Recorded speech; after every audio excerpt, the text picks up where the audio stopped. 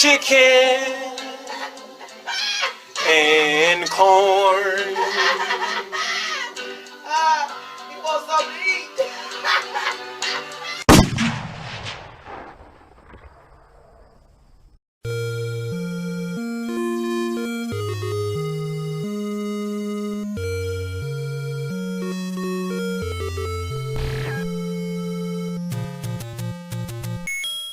Yeah, this is Huggie Pacino back with another video.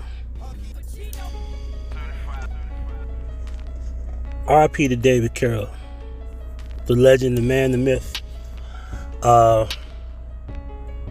He used to always have this saying, single mothers, your chickens have come home to roost. What we do is we tiptoe around the conversation. We don't want to say that that's the problem with these young teenagers who are becoming more violent than ever. There was never a moment in Memphis where you could go, because this is Germantown, so let's just be technical here.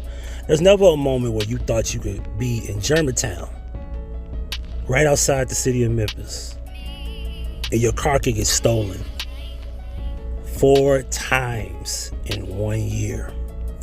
4 times in 1 year. That was never thought of. It was never even possible years ago. Today, an individual had her car stolen 4 times this year alone. And this time they can't find her car. I want y'all to take a look at 2 different stories. And I want you to understand that Memphis has a really big problem with break-ins. Before I play this video, I'm going to tell you a story. I'm at this hotel I do security at. The company car broke down one day and it wasn't working. So I'm in my personal vehicle with a small strobe light that you could barely see. I saw the Charger pull in. It was a 4-door, I want to say 2016-ish type Charger. They parked backwards on the very end. I didn't notice any break-ins or anything, but I did notice one thing. That Charger had his lights on, and I noticed that when I rolled past it, I didn't see those group of people in the car. I only saw one driver. As I was approaching this Toyota Tacoma, I rolled my window down. I said, hey, because I could see the guys trying to hide behind the truck, and 3 of them were like skipping and running down the side of the gate area. And they ran to the Charger and they pulled off real fast. The way they were moving, you could tell they're not older guys. They had to be like young teenagers. After I realized that the Tacoma that they were behind had a busted window.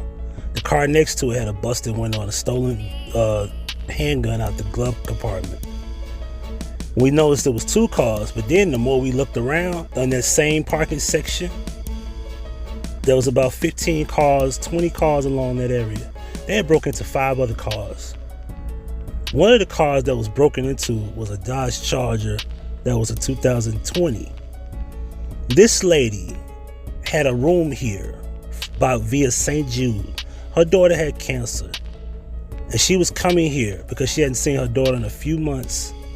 And of course, St. Jude pays for everything: hotel, food, etc. So what happened was, the daughter, the cancer patient, finds out that her mother's car is broken into. And this girl broke down into tears and really got sad. And she was afraid to come back here again. Now, I want y'all to let that sink in for a moment. All this lady had was a busted window. Nothing was stolen. That's so stupid. They left the hoodie on the hood of another car and left the shirt on the window.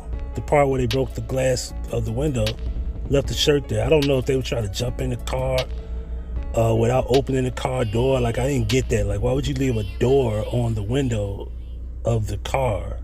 Like the back passenger, the back driver's side. Anywho, these young people are out of control. There's not a bunch of 40-year-old, 30-year-old guys breaking in cars no more. But we're going to get into why all this is happening a little more deeper than what you all know. Because, you know, you watch these news stories. You can watch article after article. You can read article after article, watch video after video. They're not going to tell you what the problem is. They're going to tell you what you need to do and what we could do to kind of curb the problems and kind of like get a little bit of solutions. But it's never going to work until you address the issue and stop tap dancing around the conversation. Let's go. But it's no shock. Kids are committing serious, violent crimes in Shelby County. And this is not a new statement, but it is one that city and county leaders say they are taking a much closer look at, especially as the current trends continue. But of course, with the overcrowded state facilities, most of the supervision often falls, get this, on community members. Fox 13's Kayla. You hear that? Overcrowding of these buildings because juveniles are doing too much now. They're overcrowded. Now you understand why they don't keep them and they don't give them stiffer penalties, because they're overcrowded. So they just let them go. And what happens is you want it to fall back on community leaders. Like you're looking for everyone else to fucking solve the problem of single motherhood, lack of men, lack of fathers. Anything to keep this shit going to where women can have control of the household. And it's been that way for decades now. And it has not solved any problems. It's only gotten worse. I will keep referring back to the video about the Ebony magazine. I watched that magazine, I read it, I did a video about it, and in 1983, single motherhood was only at 40%. There was still black family values or whatever the case may be. There was not much in that magazine that you could say, damn, you look at it today, you're not gonna find a man, a woman, a child in no airplane ad for Southwest. You're not gonna see that. You're not gonna see an article about 10 elderly couples who were married for multiple decades and how they're still together as elderly people. You don't have that today. The grandmother of today is gone. The grandfather of the day is dying before the grandmother. So that's over too. There is no one. There is no village to raise the child. Because no one cares about becoming families no more. I'm getting a little worked up here. Let's continue. Solomon is joining us live tonight outside of juvenile court. Kayla, you found out that there are more than just full-time probation officers here in Shelby County charged with this too. Daryl, some of those probation officers are volunteers. Now, today we weren't able to get the exact breakdown of how many full-time paid officers there are versus the volunteers. But one thing we know for sure from the Shelby County Crime Commission is that there needs to be more intense supervision for these violent offenders. I want you to really look at this. Look at this picture here. You want somebody to solve the problem for you that you designed. Because this is the same goddamn building that's paying women to terrorize these children to the point where they become violent in nature. Think about that for a moment. Not one time have they mentioned anything about fathers. They have not said not one time fathers. Nope, they never will. But what they do in this building behind you is ruin the idea of men being fathers. See, when you put a man on child support, it is no longer considered being a father. He's paying a debt so he doesn't go to jail. And that's not what being a father is about, or a parent in general. You don't go to jail for not paying your house note. You don't go to jail for not paying your car note. You just get repoed. You get foreclosed. But I digress. If current trends continue, we will have, at the end of the year, about 500 juveniles charged with serious violent crimes. Murders, And by the way, They still having a debate about a fucking curfew. That's been going on for weeks now. But anyway. Carjackings, aggravated robberies. These are just some of the violent crimes we're seeing committed by children in Shelby County. In a Tuesday afternoon committee meeting, Shelby County Crime Commission President Bill Gibbons told city council leaders that there's a problem with supervision. When it comes to these very serious... There's a problem with supervision. Y'all hear this dumb shit?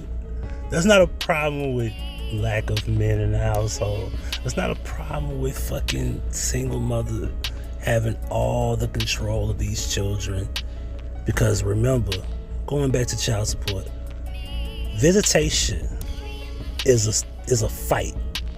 And when you get your visitation rights, you only have 40 to 50 days out of a 365 calendar year to even be allowed to be a father legally. You know, every other week. Do the math. 40 to 50 days out of a 365-day calendar. That's all you have every year to even be a father. What time do you have to instill any type of values into a child? 40 to 50 years, 40 to 50 days out of a year. Help me out. Let me know. Anyway. Serious violent juvenile offenders, I think we need to take an extra step. First of all, most of them are going to be supervised in the community simply because the state of Tennessee does not have adequate, secure residential space for most. They don't have residential space.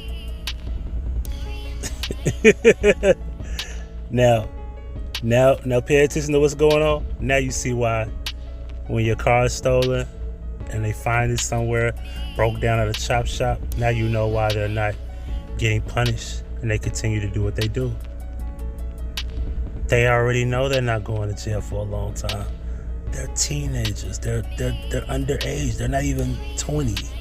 Of course, in Tennessee, age of consent is 18. So if you go to jail at 18, you get tried as an adult. Depending on the nature of the crime, you can get tried as an adult at 15 or 16 if you commit murder. Most of these violent juveniles. He says that leads to us, the community, having to do the supervising in some cases. If we don't have that, the community got to fix the problem of these bitches who run the household. I'm mad. I don't give a fuck. You don't like it, you turn this video off. We got to stop. We got to fix the problem of these bitches raising children by themselves. Whom in most cases can't do it because it's not in their nature to... It's not in your nature, women, to raise boys to men. It's not in your nature. Your nature is to turn girls into women. That's what you're built for.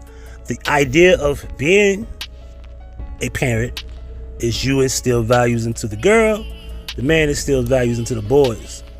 And seeing both of you together is supposed to be a common understanding of what a man and a woman is supposed to be like. I forgot to put this on Do Not Disturb. Anywho. in place, the result is pretty predictable. They're going to become repeat offenders. Gibbons says the county has a successful program through juvenile courts called the Auxiliary Probation Service. The program takes in volunteers from the community to do some of the supervising of juvenile criminals. The requirements are for the volunteer to be 21 and older, have good morals and common sense, passing both a criminal and sex offender background check, and the good morals and common sense. Let that sink in, y'all.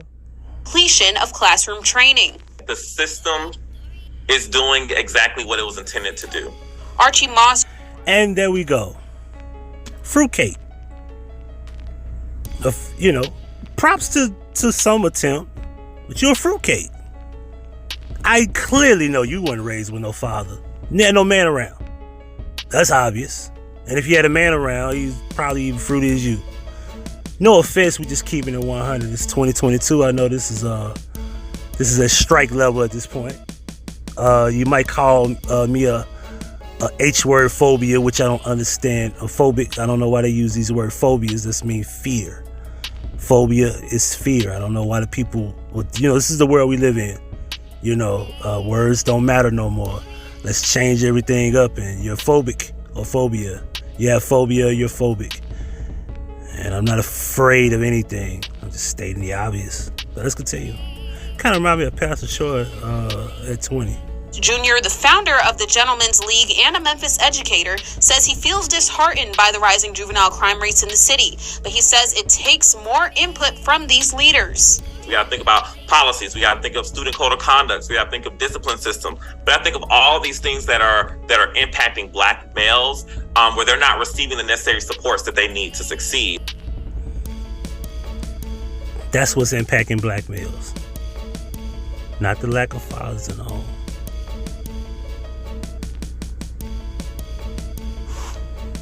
Now, some of you may be wondering, what about those ankle monitors? How well do they work? Well, coming up at 10, I'll answer that question for you, and I will also tell you what the Crime Commission had to say about this community supervision. Darcy, Daryl. Fox 13's Kayla Solomon reporting live tonight. Not one mention of fathers in the home. Well, second video, we're giving them the benefit of a doubt. Let's see if they finally mention it this time. Let's go. New at 5, the viral social media trend that led to a wave of Hyundai and Kia thefts earlier this year is not slowing down. In fact, the thefts are now in overdrive. Fox 13's Dominique Dillon is live at East Memphis right now. Dominique, last month, MPD told us most of the people arrested for car thefts in Memphis were older than 18, but that's changed, you found.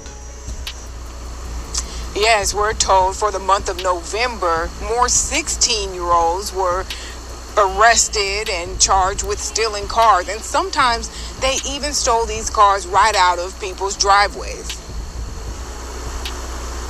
Good morning. I woke up to start cooking, and I noticed that my car wasn't in my mom's driveway. That's a goddamn green screen. What the fuck? Why are we using a green screen? What the hell is going on here? She's on a green screen. Y'all see that? Am I blind? I noticed that my car wasn't in my mom's driveway. Taisha Newby Heard's 2019 Kia Optima stolen, and her Thanksgiving trip from Little Rock to Memphis quickly turned into a nightmare. So now I have to go through the insurance, pay the deductible, figure out what's wrong with my car, if it can be fixed, or if it's a total loss. Newby Heard among the latest victims of car thefts in Memphis. MPD says this year, more than 1,500 Kias, like Newby Heard's, and more than 1,600 Hyundais have been reported stolen in the city. Around 9,600 auto thefts year to date. We're averaging a little over 30 a day. Memphis police say Hyundai and Kia thefts are driving the uptick in auto thefts. So they have gangs called Kia Boys, and they've learned how to steal a Kia or Hyundai very quickly. A crime that switched into high gear nationwide thanks to a TikTok trend. Thieves bust into a window and remove part of the steering column's cover, exposing the ignition. They then break the ignition cylinder off and start the car with a USB cable. Last month, the 18-year-olds were up at the top. This time it's our 16-year-olds. Data showed this month 124 16-year-olds arrested for auto theft. A child should not be. 124 16-year-olds arrested in 1 month. 124. You know what you could do with 124 16-year-olds? You could help one huge city to stop the violence with 124 people. 124 people have been wreaking havoc in 1 month. 124. Still no mention of the fathers. Woman right here ain't even gonna say that. Yeah, in the middle of the night, looking for cars to steal. They should be at home, in bed, especially during the holidays, spending time with family. You need to know where your children are at all times. Coming up, we'll share just how much auto thefts have jumped in the last year because of this trend. Back to you. That is Fox 13's Dominique Dillon live. Thank you. And then Judge Joe Brown says the obvious. We need men as leaders. That's sexist. You can't say that. Blah, blah, blah. Right? And they were upset at Judge Joe Brown saying men need to be leaders and men need to be fathers and women need to allow men to be the head of the household. Fathers not being around and men not being able to be mentors to these young boys have been a problem. And they said that they don't like that. Meanwhile, you people, and I mean every single one of you who refuse to address the elephant in the room, you have a problem because now it falls back on you because you refuse to acknowledge the elephant in the room. Once again, much respect to the legacy of David Carroll. The chickens have come home to roost. And like I say always, it is what it is. Gone. Thank you for watching. Make sure you hit the like button and make sure you subscribe. And don't forget to hit the notification bell to receive all notifications from Huggie Pacino. In the description box, you can find all 10 channels. HP Media 1 and 2 are the 2 new channels. You can also subscribe to my dog Julio and Huggie Pacino 1 through 6. And there's also a Huggie Pacino Effect throwback channel. And you can also contact me via email and phone. And if you would love to donate to the channel, here's where you could donate: Cash App and PayPal. The link's on the screen. Donations, donations, donations, gifts, gifts. Now that's Huggie Pacino certified.